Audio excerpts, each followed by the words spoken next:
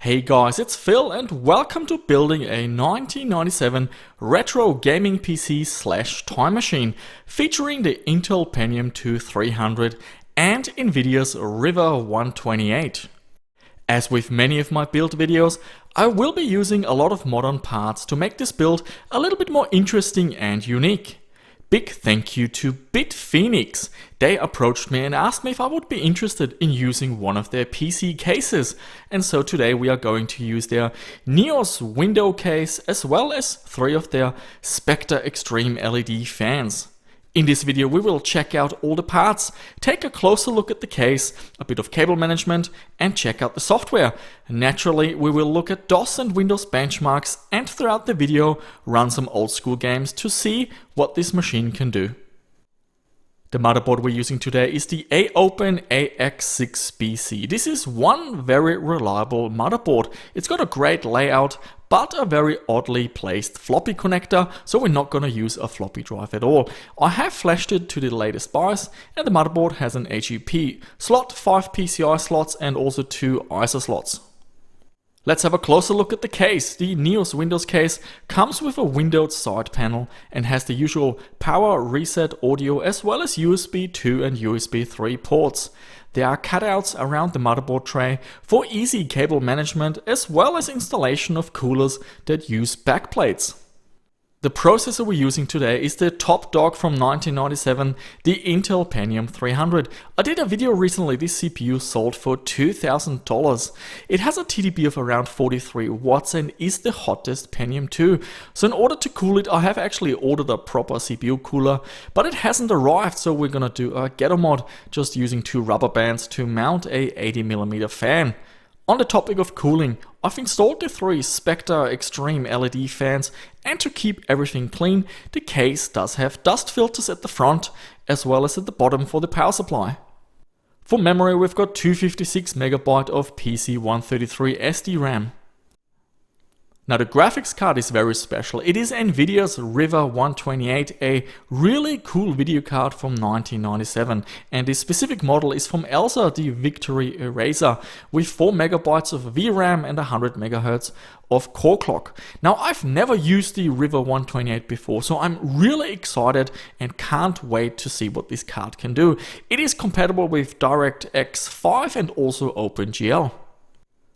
For sound, I'm using my go-to PCI Windows 98 sound card. It's the Oriel Vortex 2. It's fantastic for Windows 98 with the A3D surround sound, but it also has excellent MS-DOS compatibility.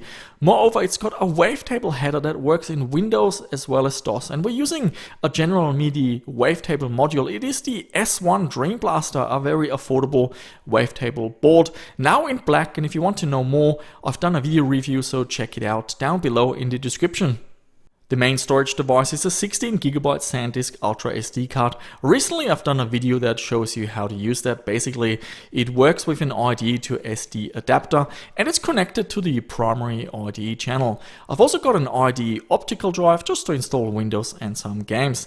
The case uses toolless designs for the drive base and it's got 2 external 5¼ inch, 3 internal 3.5 inch and also 3 internal 2.5 inch base for solid state drives. A quick rundown on the software side of things. Usually I spend more time talking about the hardware, but the software is just as important. I go into the BIOS and load the turbo defaults, then we're installing Windows and the Nvidia graphics drivers. These are the latest drivers for the Riva 128 from the Nvidia website. The chipset drivers are next, and then go into the device manager and turn on DMA mode to speed up hard drive access. These sound card drivers are next, and off the Wing Commander Prophecy installation disk, I'm also installing DirectX 5. Let's have a look at some DOS benchmarks and games. If you need some help configuring the MS-DOS mode, I've done a video tutorial about MS-DOS mode. Super easy, you just have to copy a few files and run the shortcut. So looking at the results, in 3D Bench we're getting 360 FPS, Chris's 3D Bench 303, PC Player Benchmark 101, Doom 100 FPS and Quake 76. So it's clear that this machine is very powerful at running games in DOS at 320 by 200. Switching up the resolution to 640 by 480, Chris's 3D bench is still playable at 90 FPS. However, the PC Player benchmark and Quake show that the machine has limitations, and we're looking at 39 FPS for the PC Player benchmark and 29 FPS for Quake. Let's have a quick look at some DOS games. First up, we've got System Shock.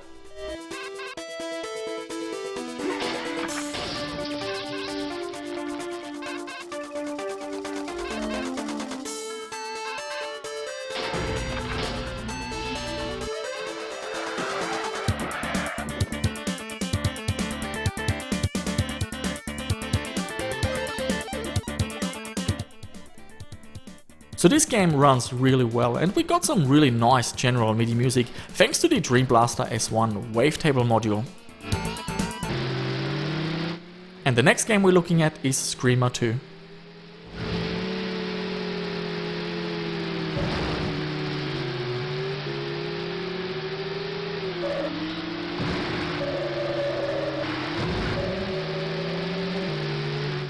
This game also runs at the 640 by 480 resolution and is a lot more demanding than System Shock.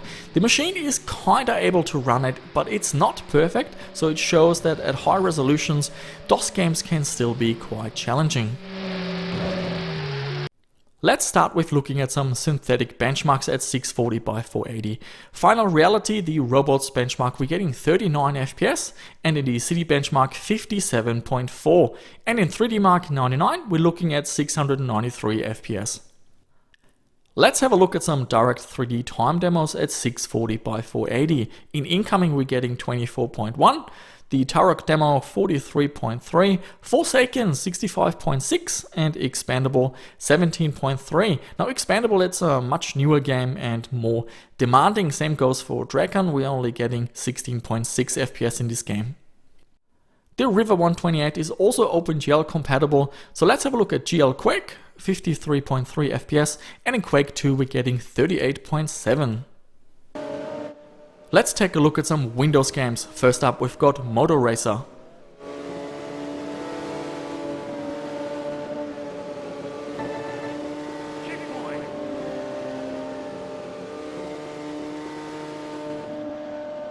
Motor Racer runs at the 640 by 480 resolution and it runs very smooth. It is definitely a very suitable DirectX 5 game for this machine. The next game is a real classic, Star Wars Shadows of the Empire.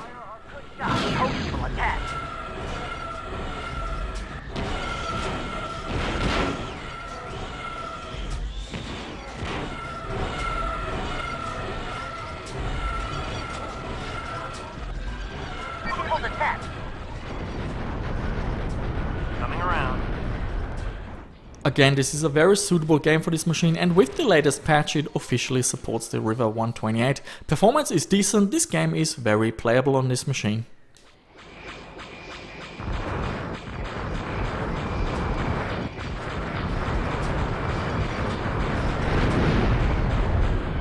Form up. Don't start, maniac. And we're looking at Wing Commander Prophecy. Figured out how to get here. Let's engage our autopilots and get on with it.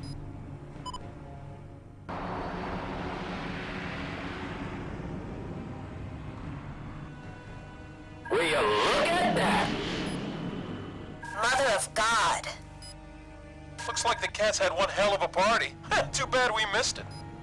They're here. Somewhere. Count on it. And we are clear. Okay, we've docked at the cruiser, Alpha Wing. You watch our backs. As you can see, Wing Commander Prophecy runs really well on this machine.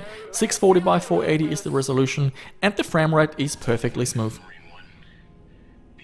So there you have it, this is one lovely 1997 retro gaming PC build. I understand the modern look is not for everyone, but personally I like mixing it up. The cooling is also very good. Now in terms of games, make sure that on the Riva 128 you run period correct games. As soon as you run something that's too modern, it will struggle. Coming back to the Riva 128, this is really one cool video card and there's a lot more to talk about, so hopefully next week I can do a proper video review just focusing on this card. In terms of putting everything together, this was one smooth build. A lot of these parts I've used before, and the case was really easy to work with, and I was able to do some fairly decent cable management as well, with most of the things tucked behind the motherboard tray. And that's it, guys. Thank you so much for watching, and a big thank you to BitFenix for providing me with the case and those fans. I will put some product links down below and also links to some of the videos I mentioned throughout the video.